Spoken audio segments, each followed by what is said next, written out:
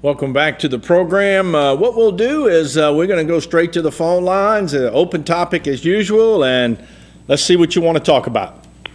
Thank you for calling and welcome to the program. Hello. Hello? Yes, thank you so much for calling. Are you there? Yeah, it's just kind of delayed. Well, if you listen to the phone and don't watch the TV, it Okay, won't. I'm gonna close my eyes, all right? Well, don't listen. Just listen through the phone. Okay, I'm very upset with what I've been hearing about what Mr. Obama has been trying to, like, scare all of the senior citizens right now about not being able to get their checks next month. I think that is, just, I don't know. It just seems to me, terrible. What is it that he said? Do you recall? He said that he's got, like, in other words, the right now that he can delay all the Social Security checks, after the second. Uh-huh. In other words, and like people usually get their checks, like in other words, every Wednesday on Social Security. I get Social Security myself. I understand. And I'm not sure exactly, if what you're saying is accurate, but I did hear him say that there is no guarantee that the government would have the money in the coffers to make those payments. And that's what I had recalled him saying. But if I'm understanding you correctly, you're saying that it's kind of alarming people unnecessarily? Exactly. But the money is still coming in.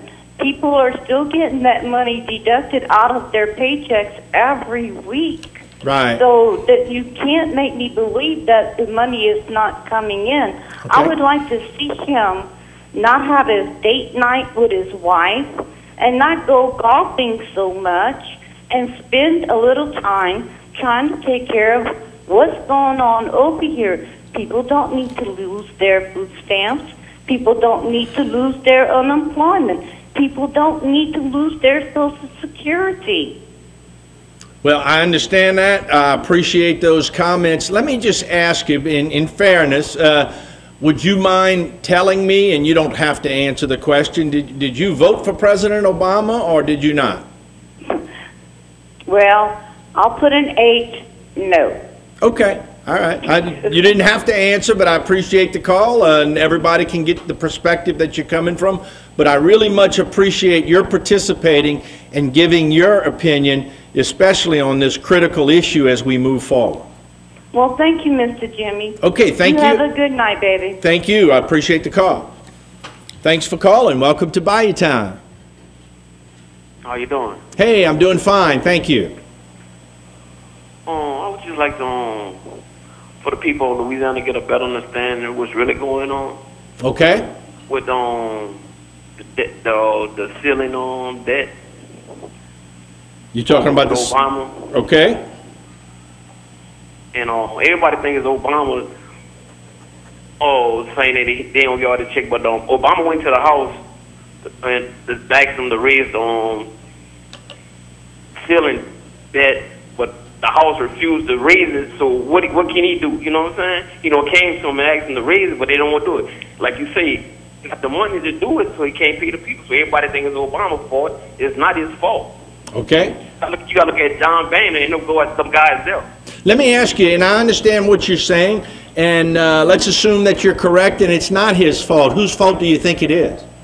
I think it's the Republicans' fault. Okay. He went to John Boehner many a time asking for him to raise the ceiling debt, but they refuse to do so. So what can he do? Well, right, and I understand what you're saying, but let me, because I always like to, play devil's advocate, but if the Democrats are in control of the Senate, and then they're in control of the White House, why then is it the Republicans' fault? Why is the Republicans' fault? Because they got more people sitting in the House more than the Democrats, and they're trying to get all the Republicans to come in and vote on it too, but they refuse to vote in on it. They don't raise the tax. I don't know why. Okay, I understand your point. Good point. Let me ask you, what is the president's plan to address this crisis? What is his plan? I don't know what his plan is, but I know he done went to the House and talked to John Bannon and them to raise the ceiling debt. Well, you see, so he could pay the United States bills. right. Okay. Well, I understand your point, but from what I'm hearing, some people are criticizing the president because they don't know what his plan is. I think he's kind of made it clear. I think I know what his plan is, and it's basically he would like to raise taxes on people that earn over $200,000 or thereabouts. And the question becomes is, do we not have enough money coming in, or should we cut back what we have, what we're spending on? Me personally, I think we should tax the rich, the already rich, you know what I'm saying? I know everybody got to get their own, but they feel America's in trouble right now. Why not? And how do you classify the rich? What is rich? What is rich to me? Yeah. Rich to me is rich to me is over there. Anybody's making over $200,000 a year. Okay, so you'd like to tax anybody over $20,000 a year? I say 200. 200. Okay, I'm sorry. 200. Okay, I misunderstood. Okay, so you would like to tax anybody making over $200,000 a year? Yeah. Okay. Yeah. All right. I hear you. I appreciate the call. And another thing, they gave Obama such a hard time, but on the same hand, they praising Governor Elwood. You know what I'm saying? I understand that. Okay. You giving a man that came out of prison, they giving him accolades and all type of thing, but they trying to nail Obama to the cross. I don't understand Louisiana. Okay. Well, they're both Democrats, but I understand you know there is some kind of inconsistency there, and That's crazy. I understand exactly what you're saying. Look, thank you so much for the call. I appreciate it. Okay, thank you, man. All right. Welcome to Bayou Time. Thanks for calling. Hey there, Jim. It's good to see you back in the saddle, bruh. How you doing, man? Good to see you, Ricky. Good to hear from you. Good, man. I'm still got the same old medical problems, but here's my take on the system and our commander-in-chief making such a statement, a ridiculous statement like that, due to the fact that the government has government ways at the wazoo, programs at the wazoo such as shrimp treadmills, pickles, a study on pickles, and it's in the log. You can check it, and they got more government waste program at the wazoo, but yet he's going to take all the people's Social Security and threaten, and it's not just him, it's Washington, D.C. as well. I understand. These cats just can't seem to get it together. Right. But they're going to threaten somebody that makes $600, somebody that makes $1,200, somebody that makes $1,600 to take their money that they put into the system that's their money because they have a spending problem. Right. America's fixing to ground check Washington, D.C., and I'll be darned if the president, Obama, should make such a bold statement, a stupid statement like that against people that have fought for this country, put money into the system, paid their taxes all their life, and this is the thanks we get from Washington, D.C. and our commander-in-chief? Well, I don't think so. Well, yeah, and I understand your concern, but I'm going to try to play a little devil's advocate. Now, in fairness, though, and I agree with you, we have all kind of waste in the federal government, but why didn't George Bush get rid of that waste when he was in there? Well, that's what I'm saying. It's Washington, D.C. as well. I hear you. I mean, it's been that way. It's the United Snakes of America. My grandpa told me that a long time ago, and I asked him why he said that. Right. And as I got older, I'm beginning to realize more and more each day because the people have changed, but the way they run things hasn't. Right. So, well, with that in mind, Jimmy, it's not that I'm going to give up, but I'll be darned if this is going to happen. I personally don't think it's going to happen. I think it's just a political ploy. But one day, mark my words, I told Stan Grabber, I told Lloyd Doman. I've been speaking about this for years. All right. Where's my Social Security when I could go to collect it? I understand. Now look what's happening. Now watch. This is going to be a political ploy for a political strategic. I understand, yeah. But the thing is, one day it's going to happen, and that's going to be the problem I'm talking about. Okay, Ricky, look, thank you. I appreciate it. Well, I'm going to give me a shout-out to good old Tammy, my little sweetheart. All right. And her sidekick, Kathy. All right. Thanks you for the call and the comments. Appreciate it. Okay, thank you. Welcome to Bayou Time. Thanks for calling. Good evening, Jimmy. Good evening to you. How you doing? I'm doing all right. Good. I think people got a short memory. All right, go ahead. Educate us. Well, back in 1995, I was in North Carolina. I was a medical instructor for Special Forces medics, and at that time, I had finished that tour, and I was getting ready to transition to Fort Polk, Louisiana.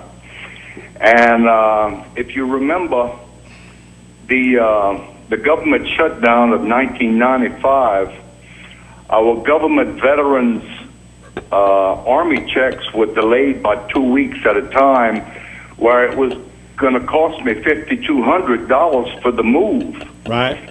And I was running around all over post trying to figure out how I was going to be able to make that move financially. There are consequences to a government shutdown, and government shutdown is real. We've seen this play out before. So who's at fault? Well, Congress is in charge of the purse. Congress is responsible for presenting a budget. Now, the president has presented his own budget now probably for over 150 years, I guess as a backup. I don't think it's required by the Constitution, but it is required by the Constitution that Congress pass the budget. They're talking about a war tax right now that in the event we should ever go to war again in accordance with War Powers Act, that it would automatically invoke a 5 cents war tax where we can raise revenue to support such a war. 5 cents. 5 cents on what? Well, it would be a regressive tax, and it would hurt the poor more. Like a sales tax? It would be a 5 cents tax on goods. Okay, yeah, like a sales tax. Okay. The problem with that, Jimmy, is that people that live below the poverty level of $22,000 a year, they spend about 99% of their annual income, whereas some of the richest people in this country spend less than 1% of their disposable income in 1 year. So there's a sense of unfairness of a national tax because it's regressive against the poor people that spend 99% of their income. Maybe that's why they're so rich, is because they save and they don't spend. I don't know.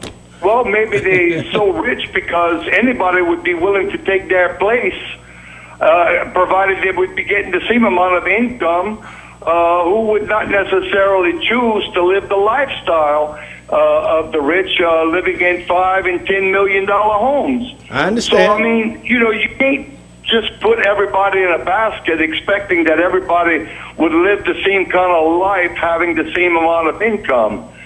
But, there are people in this country that have more money than they know what to do with, more money than they can count, more money than they can spend. But this is and I understand, I appreciate everything you're saying. And this is a simple question, does the federal government need more money? Well, at times, there's hard times and there's good times, and I think that if more was done to save and have the available revenue during the bad times, we wouldn't probably have so many bad times. Well, but the fact that... Okay, go ahead. But the fact that we had good times, we had a surplus, we went to war. Instead of paying for the war, we financed the war. We didn't do anything to raise revenue for the amount of money that it would cost us for the war. Now we in bad times, and we don't have the revenue. We don't have a nest egg. We don't have enough revenue for the amount of damage that was put against this country by Wall Street, by federal policy deregulation. So I'm just saying that if we will entitlements with revenue, we wouldn't have revenue problems. But okay, would you throw in entitlements to that as well? Well, there are problems with entitlements if there's fraud, waste, and abuse, and I think that should be the first thing we need to address. If we can identify fraud, waste, and abuse, I think we might have an honest system, and we can appreciate the system that we create. Okay, look, I appreciate the call. Thank you very much. Jimmy, you have a good night. And you too. I thank you so much for the call. And I think we would all agree that there is fraud, waste, and abuse. But thank you very much for that call. Understand. I think we need to take a break. If Jason, are you there? Okay, we're going to take a couple of more phone calls before we go to a break. Thank you for calling, and welcome to Bayou Time. Good evening, Jimmy. Good evening to you. Glad to see you back. Okay, thank you. Good to be here. Jimmy, isn't it the American dream to be able to work and save your money and provide for your family? Absolutely. And if you decide to give money charitably, you give it out of your own free will. Right. And if you desire to work and strive to get as rich as you want to be?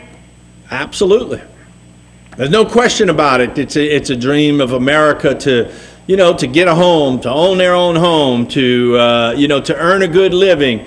All of that is the American dream. Right, and it isn't the American dream for the money that you make for the government to more or less steal it through taxation so that they can take your money that you worked hard for and give it to somebody else that just wants to sit on their butt. Okay, I hear you.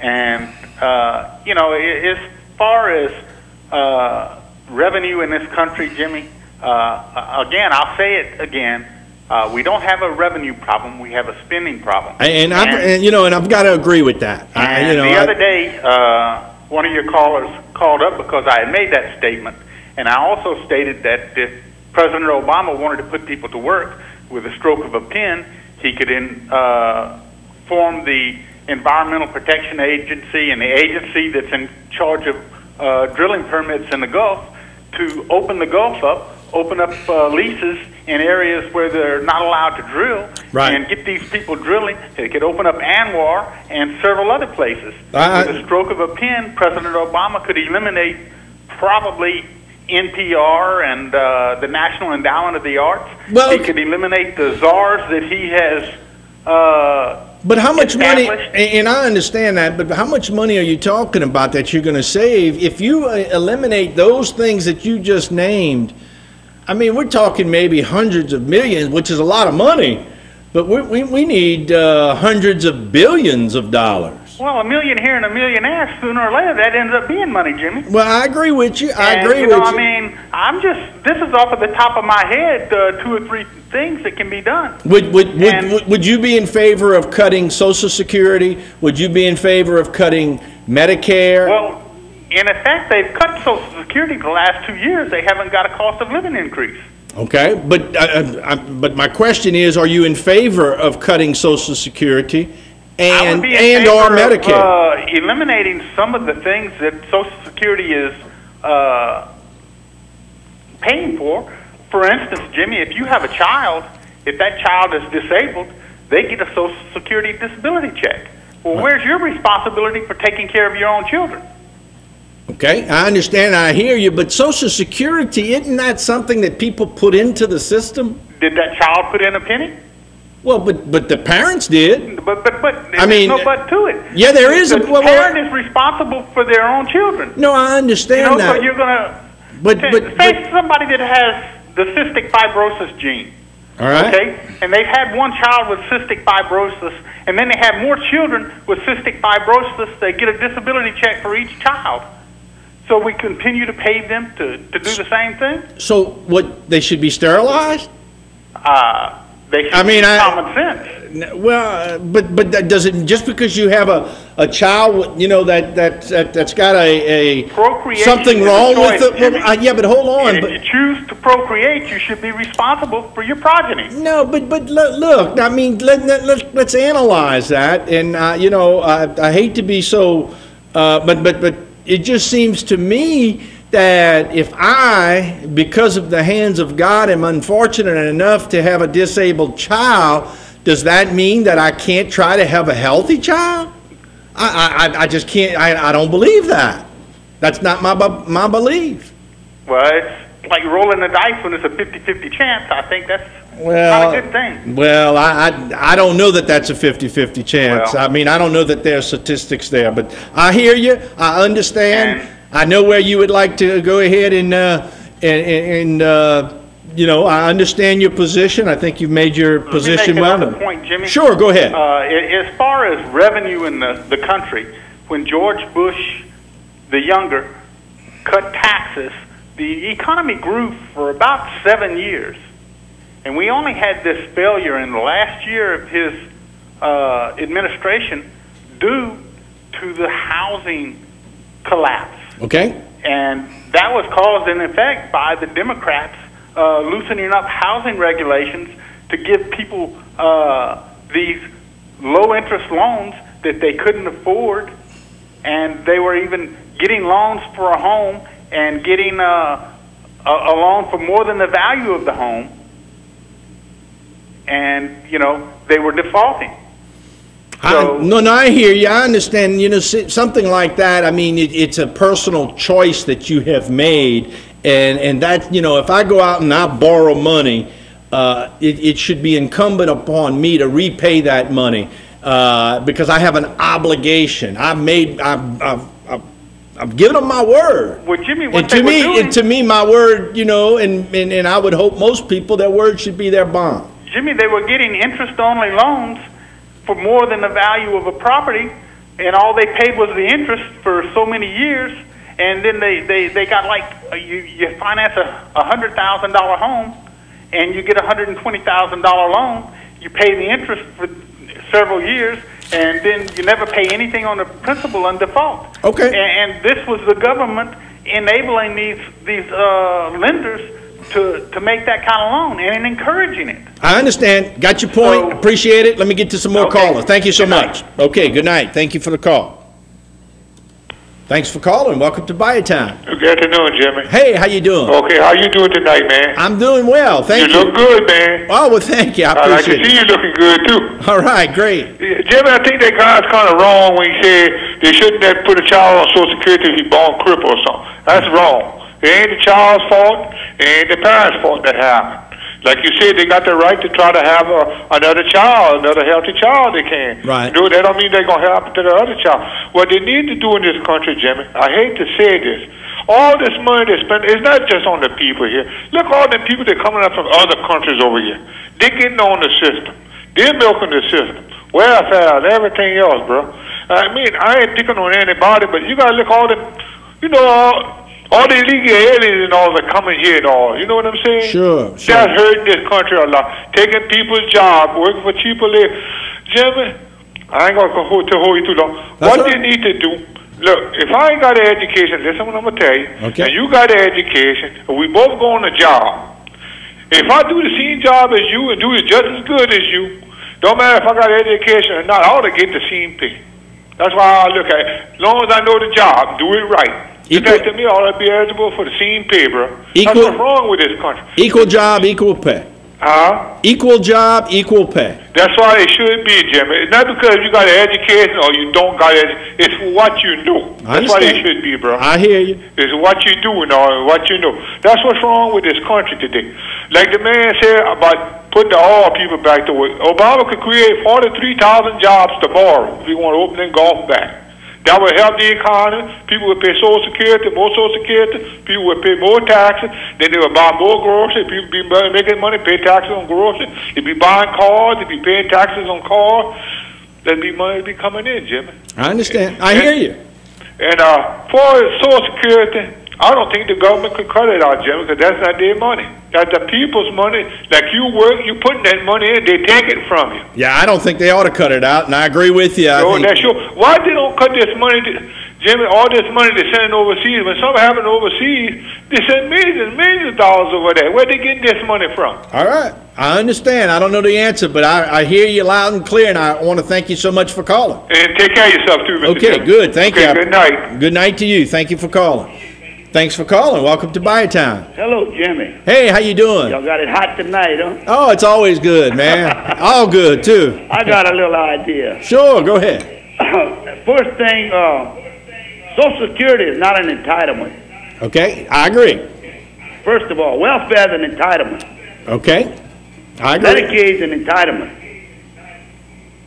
Social Security is not an entitlement. We pay that out of our money. And actually, there's a part of your taxes also go to Medicare. Well, I mean, that's what I mean. That's not Medicare. Right, not Medicaid. I understand. Not Medicaid. You're correct. We pay that out of our check. Right. The government don't give us this. Okay? I hear you. Those who pay into the system. I hear you. Those who didn't pay into the system shouldn't be getting in it. Right. Just like a soldier.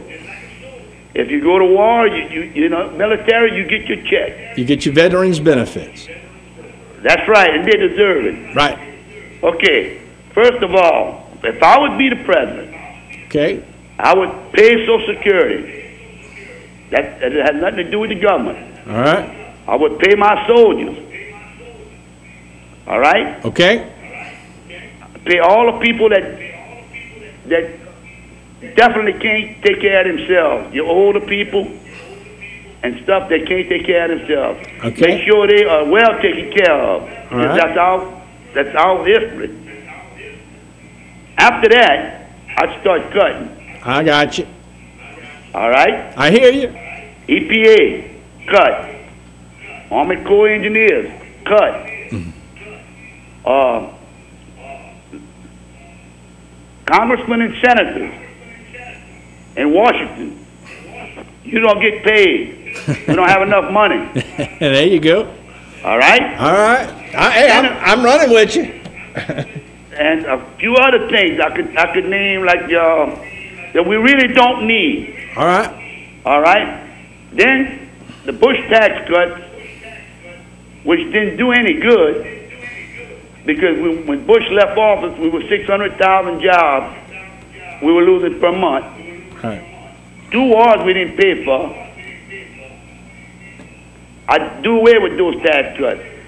Anybody over 250, you pay a little more. All right. You know?